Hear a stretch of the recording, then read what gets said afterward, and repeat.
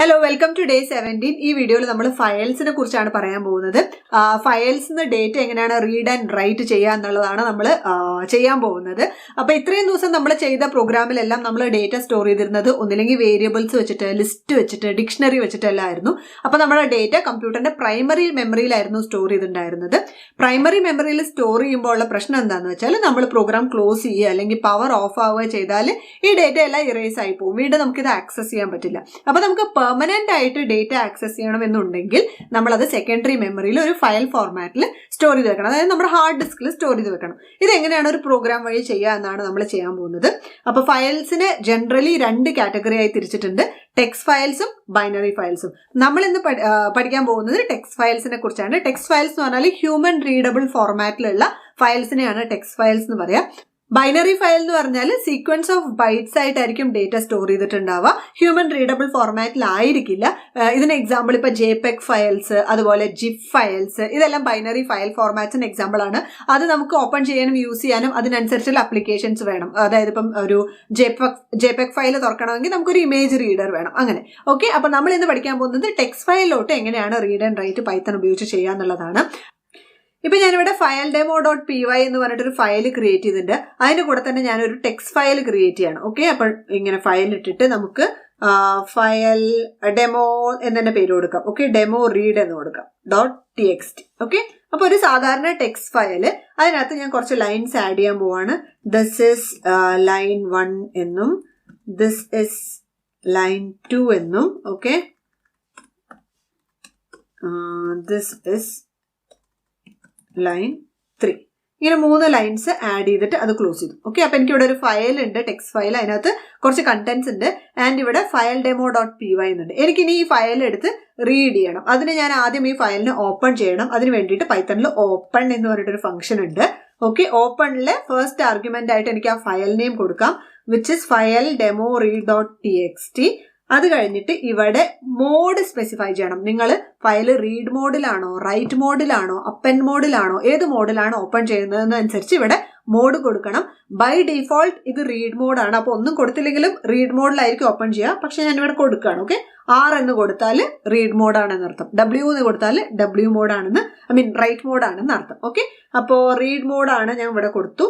എന്നിട്ട് ഈ ഓപ്പൺ ഒരു ഫയൽ ഓബ്ജക്റ്റ് ആയിരിക്കും റിട്ടേൺ ചെയ്യുക. അതിനെ ഞാൻ FP എന്ന് പറഞ്ഞിട്ട് ഒരു വേരിയബിളിലേക്ക് വാങ്ങി. ഫയൽ പോയിന്റർ എന്നുള്ള അർത്ഥത്തിലാണ്. ഫയൽ ഓബ്ജക്റ്റ് ആണ്. സാധാരണ നമ്മുടെ ബാക്കി ഓബ്ജക്ട്സ് എല്ലാം പോലെ തന്നെ ഒരു ഫയൽ ഓബ്ജക്റ്റ്. ഇത് വെച്ചിട്ടാണ് നമ്മൾ റീഡ് ആൻഡ് റൈറ്റ് എല്ലാം ചെയ്യാൻ പോകുന്നത്.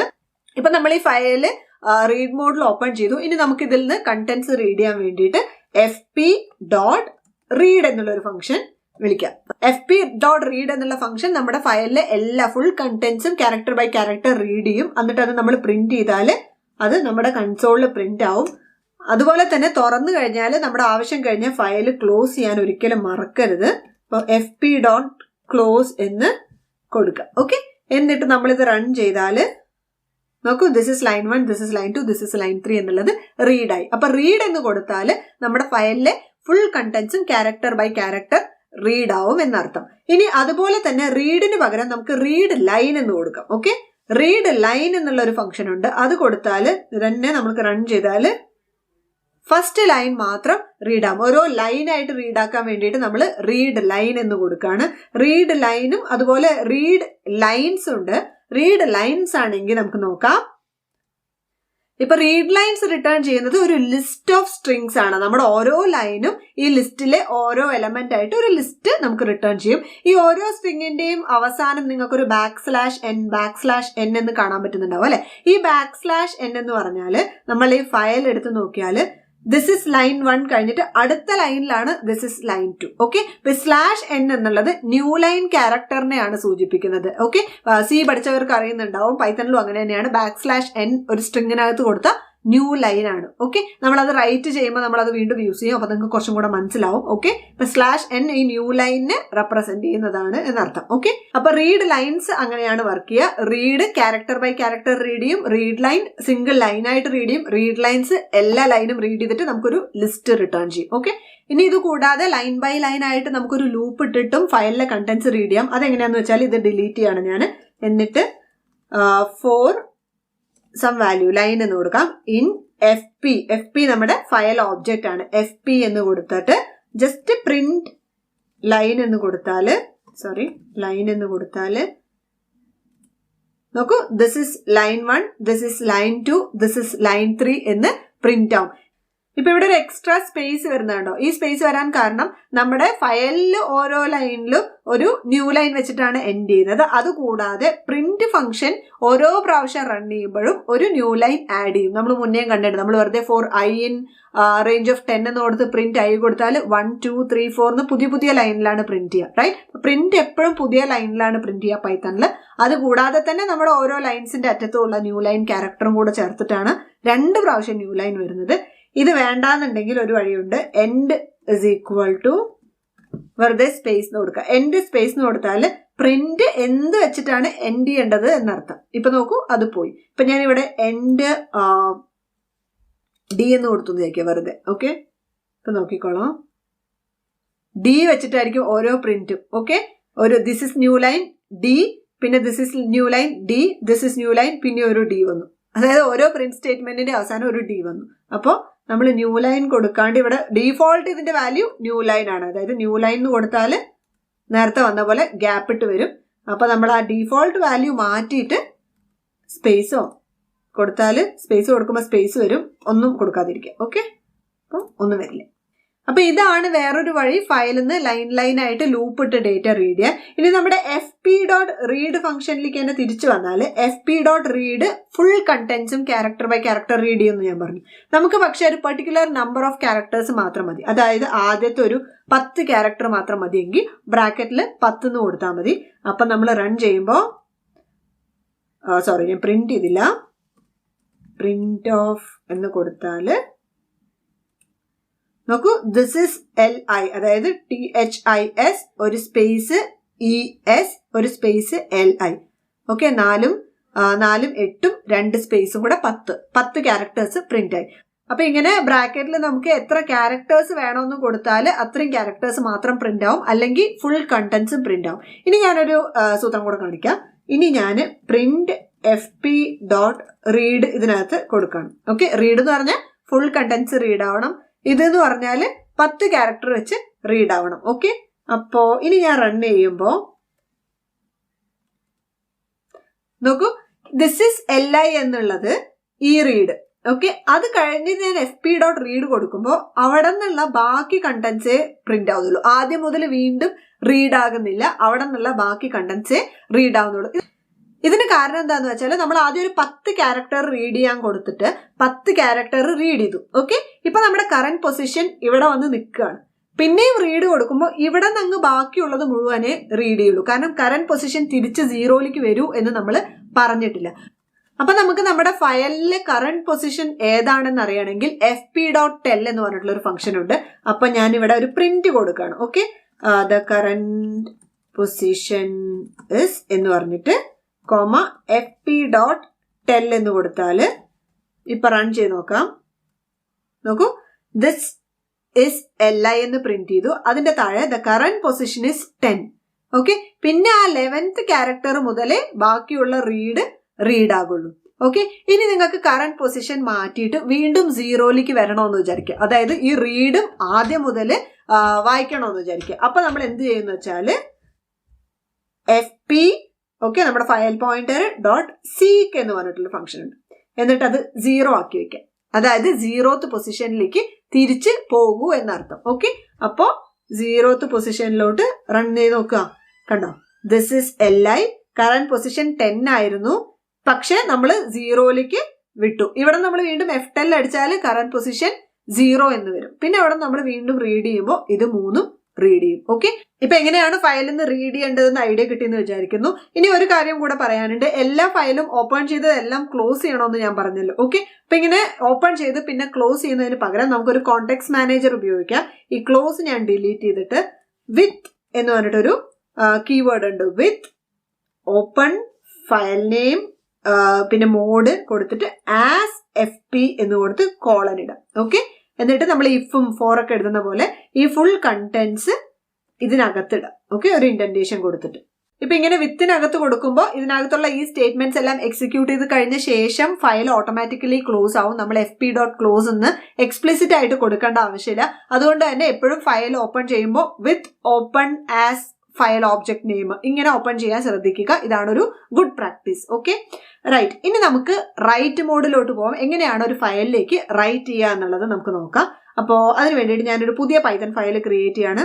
ഫയൽ demo.py അല്ലാതെ new python file write demo എന്ന് കൊടുക്കാം. Okay, py.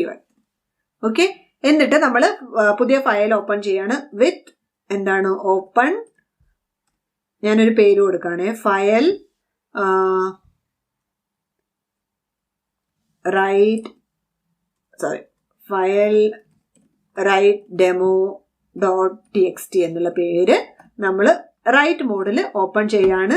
ആസ് fp എന്ന് തന്നെ കൊടുക്കുക. ഓക്കെ, ഇപ്പൊ ഇതിലൊരു കാര്യമുണ്ട്. നമ്മൾ നേരത്തെ റീഡ് മോഡ് ചെയ്തപ്പോൾ ഒരു ടെക്സ്റ്റ് ഫയൽ ക്രിയേറ്റ് ചെയ്ത് അതിൽ നിന്ന് റീഡ് ചെയ്യാണ് ചെയ്തത്. റൈറ്റ് മോഡിൽ നമ്മൾ ഓപ്പൺ ചെയ്യുമ്പോൾ ഇങ്ങനെ ഒരു ഫയൽ ഓൾറെഡി എക്സിസ്റ്റ് ചെയ്യുന്നില്ലെങ്കിൽ, ഓക്കെ, ഇങ്ങനെ ഒരു ഫയൽ ഓൾറെഡി എക്സിസ്റ്റ് ചെയ്യുന്നില്ലെങ്കിൽ പൈത്തൺ ഒരു ഫയൽ ക്രിയേറ്റ് ചെയ്യും, ഒരു ബ്ലാങ്ക് ഫയൽ ക്രിയേറ്റ് ചെയ്യും റൈറ്റ് മോഡിൽ. ഓക്കെ, ഇപ്പൊ നമുക്കത് റൺ ചെയ്ത് നോക്കാം. ഓൾറെഡി നമുക്ക് ഇങ്ങനെ ഒരു ഫയൽ ഇല്ല. ഇത് റൺ ചെയ്യുമ്പോൾ എന്തോ ഒരു എറർ ഉണ്ടല്ലോ. ഓക്കെ, ഇതിനകത്ത് നമുക്ക് എന്തെങ്കിലും കൊടുക്കണം അല്ലെ. നമുക്ക് ചുമ്മാ പ്രിന്റ് ആയെന്ന് കൊടുക്കാം റൈറ്റ് പറയുന്നതിന് പകരം. ഓക്കെ,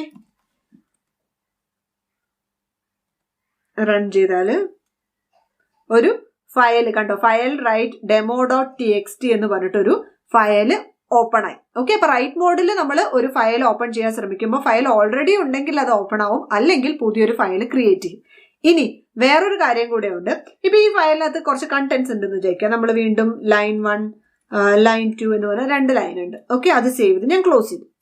ഇനി ഇതേ ഫയൽ ഞാൻ റൈറ്റ് മോഡിൽ ഓപ്പൺ ചെയ്യുകയാണെങ്കിൽ, റൺ ചെയ്യാണ്. ഓക്കെ, ഇപ്പൊ ഞാൻ ഈ ഫയൽ തുറന്നു നോക്കുമ്പോൾ അതിനകത്ത് കണ്ടന്റ്സ് ഒന്നും ഉണ്ടാവില്ല. അപ്പൊ ഇതിനർത്ഥം റൈറ്റ് മോഡിൽ നമ്മളൊരു എക്സിസ്റ്റിംഗ് ഫയൽ ഓപ്പൺ ചെയ്യുകയാണെങ്കിൽ അതിനകത്ത് ഓൾറെഡി ഉള്ള കണ്ടന്റ്സ് എല്ലാം ഇറേസ് ആയിട്ടായിരിക്കും, ഒരു ബ്ലാങ്ക് ഫയൽ ആയിട്ടായിരിക്കും അത് ഓപ്പൺ ചെയ്യാം. ഓക്കെ, ഇപ്പൊ ഫയൽ ഇല്ലെങ്കിൽ പുതിയ ഫയൽ ക്രിയേറ്റ് ചെയ്യും, ഫയൽ ഉണ്ടെങ്കിൽ ബ്ലാങ്ക് ആയിട്ട് അത് ഓപ്പൺ ആക്കും. അതാണ് റൈറ്റ് മോഡ് ചെയ്യുന്നത്. ഇനി നമുക്ക് ഇതിലോട്ട് റൈറ്റ് ചെയ്യാം. ഓക്കെ, അപ്പോ അതെങ്ങനെയാ റൈറ്റ് ചെയ്യാന്ന് വെച്ചാൽ നമ്മൾ റീഡ് ചെയ്ത പോലെ തന്നെ fp.write. Okay, this is line 1. ഇനി എനിക്ക് പുതിയ ലൈനിൽ റൈറ്റ് ചെയ്യണമെങ്കിൽ ഞാൻ ഇവിടെ ഒരു ന്യൂ ലൈൻ കൊടുക്കും. നേരത്തെ നമ്മൾ ന്യൂ ലൈനിനെ കുറിച്ച് പറഞ്ഞു. അതായത് പുതിയ ലൈനിലോട്ട് പോകാനുള്ള സ്ട്രിംഗ് ക്യാരക്ടർ ആണത്. അതായത് പുതിയ ലൈനിലോട്ട് പോകാൻ വേണ്ടിയിട്ടാണ്. എന്നിട്ട് ദിസ് ഈസ് ലൈൻ 2 എന്ന് കൊടുത്താൽ റൺ ചെയ്താൽ നോക്കൂ, ദിസ് ഇസ് ലൈൻ 1, പുതിയ ലൈനിൽ ദിസ് ഇസ് ലൈൻ 2 എന്ന് വന്നു. ഇതാണ് റൈറ്റ് മോഡ്. ഓക്കെ, ഇങ്ങനെ നമുക്ക് റൈറ്റ് ചെയ്യാം. റൈറ്റ് മോഡിലും FCക്കും F10 എല്ലാം ഉണ്ട്.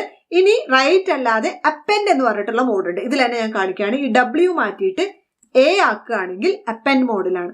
അപ്പെൻഡ് ആണെങ്കിൽ ഫയലിലെ കണ്ടന്റ്സ് ഡിലീറ്റ് ആവില്ല, ജസ്റ്റ് അപ്പെൻഡ് ചെയ്യുള്ളൂ. അതായത് ഞാനിപ്പോൾ അപ്പെൻഡിൽ ഇട്ടു, എന്നിട്ട് ഇത് ഓൾറെഡി ഫയലിലുള്ള കണ്ടന്റ്സ് ആണ്, അത് ഞാൻ കളഞ്ഞു. ഓൾറെഡി നമ്മുടെ ഫയലിൽ ലൈൻ 1 ലൈൻ 2 ഉണ്ട്. എന്നിട്ട് ഞാൻ എന്താണ് അതിനകത്ത് റൈറ്റ് ചെയ്യാൻ പോകുന്നത്, ദിസ് ഇസ് ലൈൻ 3 എന്ന് റൈറ്റ് ചെയ്യാൻ പോവാണ്. ഇപ്പോൾ ഞാൻ ഇത് റൺ ചെയ്താൽ ഈ പ്രിന്റ് നമുക്ക് കളയാം അല്ലേ, ഇനി ആവശ്യമില്ലല്ലോ. ഓക്കെ, റൺ ചെയ്താൽ ഇവിടെ പോകുമ്പോൾ നോക്കൂ, ദിസ് ഇസ് ലൈൻ 2, അത് കഴിഞ്ഞ് ദിസ് ഇസ് ലൈൻ 3 അപ്പെൻഡ് ആയി. ഇത് പുതിയ ലൈനിൽ വരണമെങ്കിൽ നമ്മൾ എന്ത് ചെയ്യണം, ഇവിടെ ഒരു ന്യൂ ലൈൻ കൊടുത്താൽ മതി. ഓക്കെ, അപ്പം റൺ ചെയ്യുമ്പോൾ ദിസ് ഇസ് ലൈൻ 3 എന്നുള്ളത് ഇത് അപ്പെൻഡ് ആയത് നേരത്തെ അപ്പെൻഡ് ആയി, അത് കഴിഞ്ഞ് പുതിയൊരു ദിസ് ഇസ് ലൈൻ 3 അപ്പെൻഡ് ആയി. ഓക്കെ, അപ്പൊ ഇങ്ങനെയാണ് സംഭവിക്കുന്നത്. അപ്പെൻഡ് എങ്ങനെയാണ് വർക്ക് ചെയ്യുന്നത് മനസ്സിലായെന്ന് വിചാരിക്കുന്നു. റൈറ്റ് ആണെങ്കിൽ ഫുൾ കണ്ടന്റ്. ഇനിയിപ്പോ ഞാനിത് റൈറ്റ് കൊടുത്തു എന്ന് വിചാരിക്കാം. ഓക്കെ, റൈറ്റ് കൊടുത്താൽ ദിസ് ഇസ് ലൈൻ 3 ആണ്. മറ്റതെല്ലാം പോയി ഒരു ന്യൂ ലൈൻ വിട്ടിട്ട്, കാരണം ഞാൻ ഇവിടെ ന്യൂ ലൈൻ കൊടുത്തിട്ടുണ്ട്, ദിസ് ഇസ് ലൈൻ 3 എന്ന് വന്നു. ഓക്കെ, അപ്പൊ അതാണ് റൈറ്റ് മോഡ്. അപ്പെൻഡ് മോഡിൽ നമുക്ക് ഇല്ലാത്തൊരു ഫയൽ നെയിം കൊടുക്കാം. ഓക്കെ, അപ്പെൻഡ് മോഡിൽ റൈറ്റ് ഡെമോ മാറ്റിയിട്ട് നമുക്കിവിടെ അപ്പെൻഡ് demo.txt ഇങ്ങനെ ഒരു ഫയൽ ഇല്ല. ഇപ്പൊ എന്താ സംഭവിക്കുക നമുക്ക് നോക്കാം. അപ്പെൻഡ് മോഡിൽ നമ്മൾ അത് കൊടുത്താലും പുതിയൊരു ഫയൽ ക്രിയേറ്റ് ആയിട്ട് അപ്പെൻഡ് ആവും. ഓക്കെ, ദിസ് ഇസ് ലൈൻ 3 എന്ന് തോന്നുന്നു. ഓക്കെ, അപ്പൊ അപ്പെൻഡിലും റൈറ്റിലും ഫയൽ ഇല്ലെങ്കിൽ പുതിയ ഫയൽ ക്രിയേറ്റ് ആവും. പക്ഷേ ഫയൽ ഉണ്ടെങ്കിൽ റൈറ്റ് എന്ത് ചെയ്യും, ഡിലീറ്റ് ചെയ്തിട്ട് ഓപ്പൺ ആക്കും. ഫയൽ ഉണ്ടെങ്കിൽ അപ്പെൻഡ് എന്ത് ചെയ്യും, ഡിലീറ്റ് ആക്കാണ്ട് അതിലോട്ട് അപ്പെൻഡ് ചെയ്യാണ് ചെയ്യുക. ഇത് കൂടാണ്ട് R+W+A+ എന്നുള്ള മോഡുകളും ഉണ്ട്. R+ എന്ന് പറഞ്ഞാൽ ഫയൽ റീഡിനും റൈറ്റിനും വേണ്ടി തുറക്കാന്നാണ്.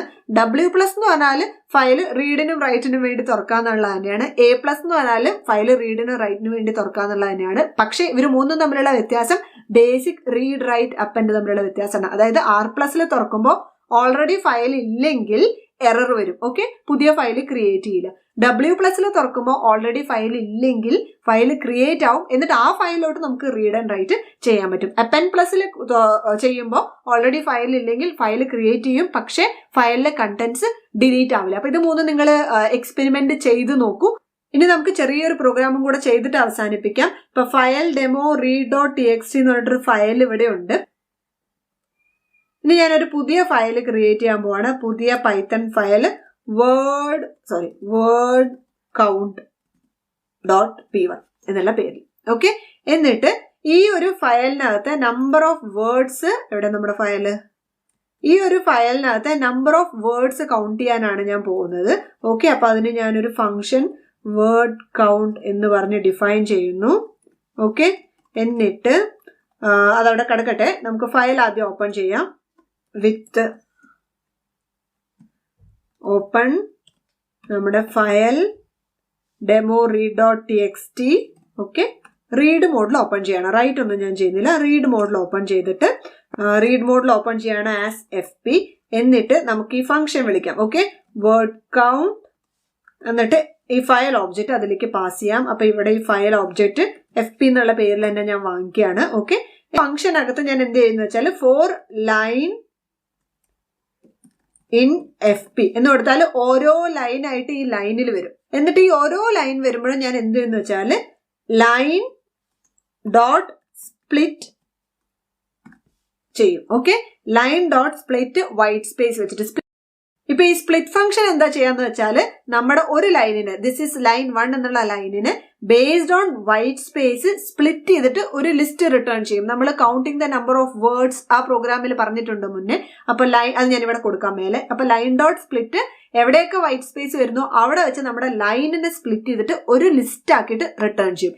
ഈ ലിസ്റ്റിന്റെ ലെങ്ത് കണ്ടുപിടിച്ചാൽ len ഫംഗ്ഷൻ ഉപയോഗിച്ച് നമുക്ക് എന്ത് കിട്ടും, ആ ഒരു സ്ട്രിങ്ങിന്റെ അല്ലെങ്കിൽ ആ ഒരു ലൈനിന്റെ നമ്പർ ഓഫ് വേർഡ്സ് കിട്ടും. കറക്റ്റ്. അതായത് ഒരു ലൈൻ, ദിസ് ഇസ് ലൈൻ 1 എന്നുള്ള ലൈനിന് സ്പേസ് എവിടെയൊക്കെ വരുന്നോ അവിടെ വെച്ച് സ്പ്ലിറ്റ് ചെയ്തിട്ട് അതിനൊക്കെ ഒരു ലിസ്റ്റ് ആക്കി ഇടും. അപ്പൊ ഈ ലിസ്റ്റിൽ എന്ത് വരും, നമ്മുടെ ഓരോ വേർഡ്സും ആ ലൈനിൽ വരും. ആ ഒരു ലിസ്റ്റിന്റെ ലെങ്ത് എടുത്താൽ നമുക്ക് ആ ഒരു ലൈനിൽ എത്ര വേർഡ്സ് ഉണ്ട് എന്നുള്ളത് കിട്ടും. അത് നമ്മളൊരു വേരിയബിൾ WC എന്നുള്ള ഒരു വേരിയബിളിലോട്ട് സ്റ്റോർ ചെയ്യണം. ഓക്കെ, എന്നിട്ട് ഇത് അടുത്ത ലൈൻ വരുമ്പോൾ വീണ്ടും ഇത് ക്യുമുലേറ്റീവ് ആയിട്ട് ആഡ് ചെയ്തുകൊണ്ടേ ഇരിക്കണം. അപ്പൊ ഞാൻ എന്താ ചെയ്യാന്ന് വെച്ചാൽ ഒരു WC0 എന്ന് ഇനീഷ്യലൈസ് ചെയ്തിട്ട് WC is equal to WC plus length of line. ഇപ്പൊ എന്താ സംഭവിക്കുന്നത്, ഓരോ ലൈൻ എടുക്കും, അതിനെ സ്പ്ലിറ്റ് ചെയ്യും, അതിന്റെ ലെങ്ത് കണ്ടുപിടിക്കും, അത് വേർഡ് കൗണ്ടിന്റെ കൂടെ ആഡ് ചെയ്യും. വേർഡ് കൗണ്ട് ഇനീഷ്യലി 0 ആണ്. അടുത്ത ലൈൻ എടുക്കും, എന്നിട്ട് പ്രീവിയസ് വേർഡ് കൗണ്ടിന്റെ കൂടെ ഈ ഒരു ലൈനിന്റെ വേർഡ് കൗണ്ട് ആഡ് ചെയ്യും. അങ്ങനെ മുഴുവൻ ഫയലിലെ എല്ലാ ലൈൻസും കഴിയുമ്പോഴേക്കും മൊത്തം ഫയലിൽ എത്ര വേർഡ്സ് ഉണ്ടോ അത് നമുക്ക് കിട്ടേണ്ടതാണ്. നമുക്ക് റിട്ടേൺ ചെയ്ത് നോക്കാം. ഓക്കെ, അപ്പൊ റിട്ടേൺ WC ചെയ്യാം. എന്നിട്ട് ഇവിടെ പ്രിന്റ്